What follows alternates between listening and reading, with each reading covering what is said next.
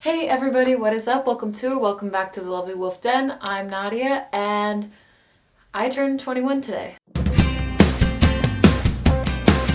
This is kind of weird because as I'm filming this, I'm still 20. There's still a few more days to go.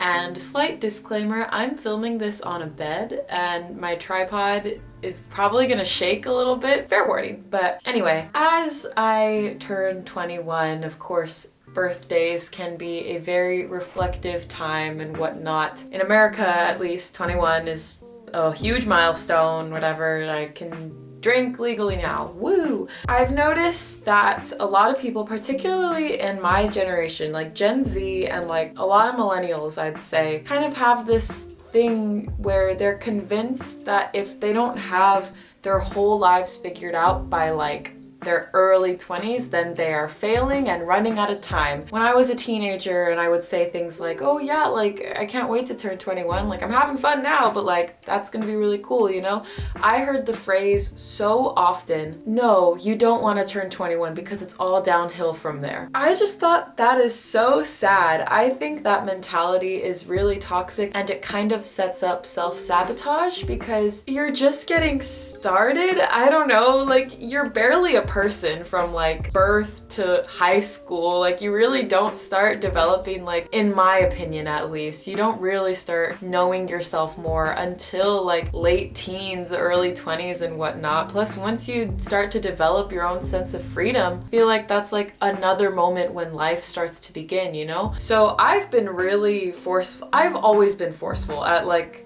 telling my friends who are older than me, you're not old, you're not old. It's because they always say stuff like that. Like they're out here being 21, 24 saying, oh, I'm so old. Like, ew, shut up. Like, what do you mean? First of all, it's not a bad thing if you're old. Second of all, 20s are still teen years in my opinion. They're the teen years of adulthood. Like that's something that I've been trying to convince myself because I catch myself all the time being like, oh, wow, I'm running out of time. I haven't done anything. I haven't accomplished anything yet. Like, look at all these people my age that are doing things. And that's just not good. It just stresses me out too much. So 30, in my opinion, is the new 20, but that's a whole other video.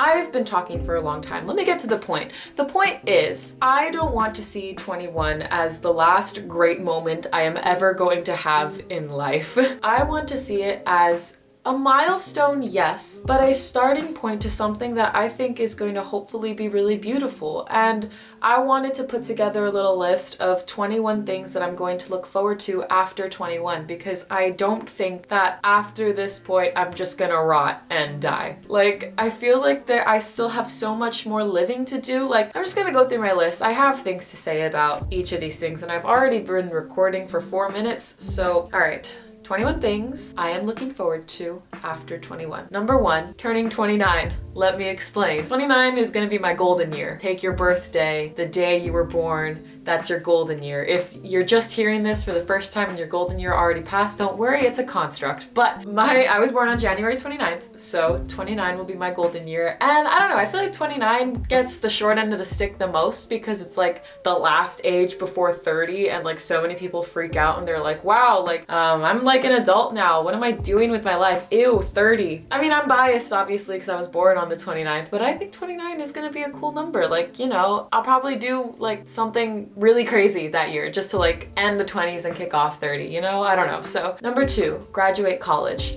While I firmly believe that your success is not valued by a degree, I am looking forward to graduating college. I was never oh my god, I can't wait to go to college. I have all these big ambitions and like plans and whatnot. But now that I am here, I enjoy learning and I've put a lot of time into it. And my parents have put a lot of money into it, so I do look forward to the day I graduate. It's next year. I'm just gonna breeze past that. Number 3, have a career. This one is kind of flimsy for me because as of right now, I have no idea what I'm gonna do with my life, and that is okay. It stresses me out sometimes, but I'm really trying to have that not because I am only 21. Right now I'm 20, but when you're watching this, I'm only 21. Like, I have time, I think. I am fortunate enough to have time to figure out what I'm gonna do. All the things that I want to do are kind of unconventional, so I don't see myself ever really having a 9-to-5 job, but who knows where life will take me, you know? So I'm just excited to see what my career path is gonna be. Number 4, have more money for more adventures. This one is kind of offered by my best friend Chris. Because we like doing fun stuff. We like being spontaneous and going on crazy adventures and just doing fun things. And you know, we live in a capitalist society, so I kind of need coin to do those things. And when I get older and I acquire more money, when I have a career, when I have a stable job, whatever, I'll have the funds to invest in my endeavors. Number 5, turning 25. This is another age where I feel a lot of people freak out because they're like, 25, like my life is almost over again. Stop thinking your life is over in your 20s. That's what I'm gonna say right now. Again, I probably already said that already, but anyway, I also think 25 is just a very nice looking number. I don't know, it's funnier than 24.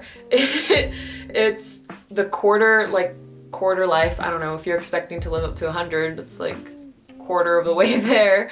But like, I don't know, it's like a solid number. I feel like I'll be in really good shape. I hope I will. I'm putting that out into the universe right now. Number 6, travel. I won't say much about this one because it kind of goes with number 4, having more money to go on more adventures, whatever. Number 7, learning how to do taxes. I've just always wondered. I feel like that's one of the big things that the US education system fails at, is not preparing us at all for life things like this, because every person's situation is different, and some people in high school and college are not dependents, and they need to and forgive me if I'm using this jargon incorrectly, but they're not dependents and they need to do their own taxes or whatever. Like, what if they have jobs because they're supporting themselves? Like, we weren't taught that, and so at least I wasn't, and pretty much everyone I know wasn't either. So I feel like that's an important thing to know, because it's important. I don't want to go to jail for unintentional tax evasion or something. Number 8, getting my first apartment. Now, I currently have an apartment. I'm not living there right now, but I have one, but my parents are paying for it, not me. I am very thankful and don't take it for granted that I don't pay rent for any of my living situations right now. I am looking forward to one day doing it myself. Though I know rent will probably stress me out because, again, we live in a capitalist society. The price of living is high. I still look forward to that day where I purchase my own apartment. It'll probably not be all mine. I will probably have roommates, but it'll be a new level of independence that I will be proud to reach when the time comes. Number 9, buy a house. Because I think I'm going to be that type of person that first gets an apartment and then a house. I don't think I'm gonna go straight to a house unless I have a lot of friends and we're all yeah, let's get a house together. Then yeah, I'll probably do that. But bottom line is, no, scratch that. This one will just be me. When I buy my first house, whether it's just me or me and my future partner or whatever, that'll be another insane moment where I'll just take a step back and admire how far I've come, how fortunate I've been, and just really, I don't know, feel like I'm an adult. I don't know. I just look forward to it. Number 10, buying pets. I live at home with my parents and whatnot, and neither of them are very keen on having any more pets at the moment, and that kind of frustrates me every day. But I don't pay rent, so I look forward to one day owning dogs and cats and a snake. I want a snake so bad. I want a leucistic ball python.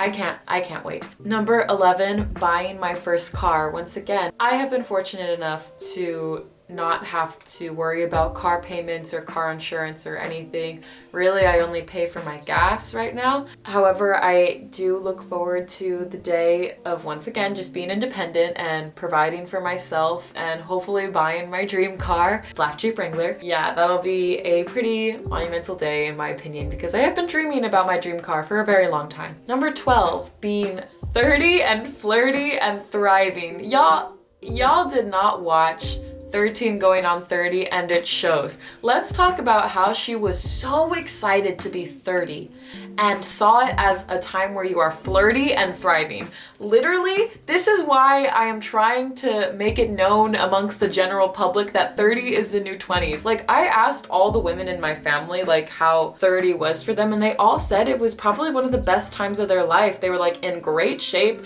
they felt great, they had security. Like, thankfully, not everyone's situation is like that. I feel like now the mindset is when you're 30, you're old, especially for like women and stuff. Like when you're 30, you're just like old and not as valuable or beautiful even as you were in your 20s. And I think we shouldn't be as intimidated as everyone thinks. Like, a TikToker slash YouTuber or whatever that I follow turned 30 recently, and she said, why would I be sad? I'm prettier and I'm richer. Like, what? I'm having a great time. So I feel like it's something to look forward to. Number 13, furniture shopping. Now, I technically have gone furniture shopping already for this one book stand that I have in my room, but I cannot express the joy I felt going to IKEA and getting that furniture unit. Like, and I love watching apartment or house decorating videos and watching people go furniture shopping. I can't explain why I feel so much joy. It's just so exciting. You get to buy furniture for a place you live and then assemble it? That sounds like so much fun. Okay. Number 14, decorating my house however I please. I feel like I won't really be able to do this with an apartment. Maybe, I don't know. I guess it depends on like the landlord. I don't know. But with my house, when I buy a house, I'll be able to do whatever I want to it. I think people forget that we are in charge of our own reality, so therefore we can make things that we own look however we want. Obviously, there are limitations such as like how much it costs, or like if we're able to get it, if it's safe, like whatever. But for the most part, we can make things look however I want. Like, I don't know, I could buy a house and decide I want every room to be a different color of the rainbow. I could buy a house and decide, yeah, I want a slide going from the second story to the first floor. I don't know if I want a 2-story house. If I had the funds to do so and I happen to have a 2-story house, like, why not? Why not have a slide in there? I don't know. I think we should be more creative. I need to stop just like exclaiming things like this, because I know that, once again, we live in a capitalist society, so not all these things are attainable, but still, we are in charge of our own realities, and when I buy a house, I'm gonna make it look cool. I'm gonna make it look ridiculously cool, to me at least, because you know what? I'm the one living there. I'm the one that has to see it every day. Why not make it give me pleasure when I look at it? That was like an aggressive rant for no reason. Bottom line, number 14, decorate a house. Number 15, getting married. Hopefully, maybe, if I'm allowed. Number 16, getting more tattoos because I want them. Number 17, have a better sense of self and identity. Like I said earlier, you're like barely a person growing up, and you're taking in all the surroundings of your environment. You are a product of your environment. So when you start to acquire more freedom and more power to think for yourself and whatnot, I feel like that's when your identity starts, once again, in my case at least. And you know, it can be really hard. Personally right now, I've just been having a lot of difficulties with that. Like, I know I'm Nadia, and I know the things I like and I know the things I don't like, but I feel like I can lose my way a lot, especially when it comes to things like thinking about a career or stressing out over how little I have accomplished so far, or like I struggle a lot with motivation, and you know, there are a lot of things that are difficult that really have me questioning who I am, whether I believe in myself or not. So I hope that as I get older, that'll start to become more clear as I take on new experiences and learn more about the world and myself. Like, I really hope that'll turn into something that gets me feeling more confident and solid in myself and what I have to offer to the world. That got kind of deep, and I don't know if it made any sense, but I'm currently taking a sociology class if y'all haven't caught on by now. Number 18, be able to afford more useless stuff that makes me happy. I feel like we don't give enough credit to retail therapy. Once again, we live in a capitalist society, so a lot of this comes from, you know, being fortunate enough to afford these types of things. I am a firm believer in, if you can afford it and it makes you happy, buy it. Bottom line is I hope to acquire the funds to be able to do stuff like that. Number 19, kids at some point. It's going to be a while before I really desire to have children. I would like to be financially secure before I even consider having children, but I know me and I know that I want a big family at some point. Yeah, that's all. Number 20, get better at cooking. I am an awful cook. If you have seen me cook in any of my vlogs before, then you will know I am not the best. I don't have a knack for cooking. I can't go into a kitchen, look at all the stuff there and think, yeah, I'm gonna make this. But I don't know, maybe like just as I get older, something will click and I'll suddenly be just like, you know what I'm gonna make tonight? Fettuccine Alfredo from scratch. And finally, number 21, not limiting myself to the expectations that society puts on the milestones of life. Let me explain. This came about mostly from this one moment that I saw a few years ago in this BTS documentary movie that came out. Stay with me here, stay with me.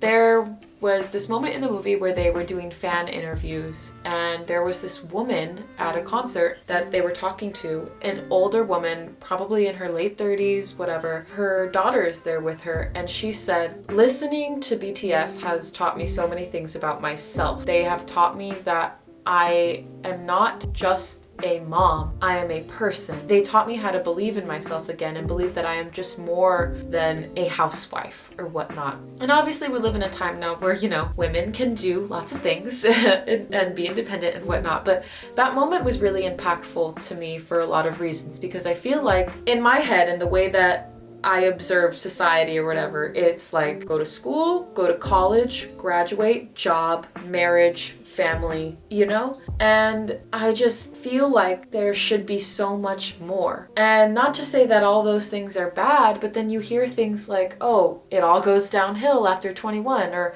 work isn't supposed to be fun, or it's time to settle down and have a family and that's all you are now. You are a parent and that's it. Of course, I look forward to graduating. Like I mentioned, of course I look forward to having a career, but why does it have to not be fun? Especially when it comes to things like marriage and having a family or whatnot. That woman, when she said, I'm not just a mother, I'm a person, it just really got me thinking like, yeah, when you're a parent, obviously you want to be there for your kids and provide for your kids, but I never want to lose sight of the things that I love to do, you know? And I feel like that doesn't sound the way I want it to sound. Like, I just don't want to wake up one day and realize that I have lost sight of the things that make me happy and the few things that I am passionate about and just lose myself in one thing. I want to be able to have a balance. I really hope I did justice explaining that, because it is really important to me that I never lose sight of who I am. I know I mentioned earlier that I've been having, I don't know, there's always moments of identity issues and whatnot, but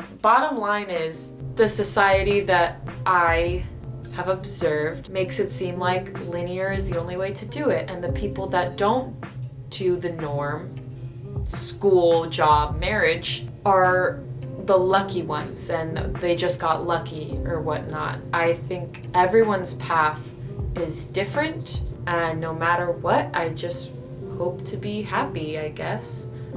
Nadia in editing will have a field day trying to make this sound cohesive. I hope you understand what I'm trying to say.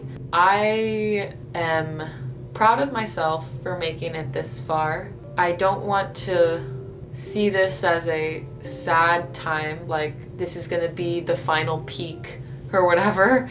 A peak of many more to come, hopefully. Thanks for watching this video.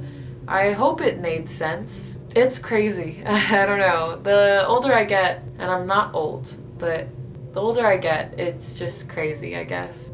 I don't really know how to end this. I want to do like the normal outro that I do. So I will just say a big thank you from the bottom of my heart. Thank you for watching this. If you enjoyed it, I'm so glad. Yeah, this has been Nadia. Catch y'all later.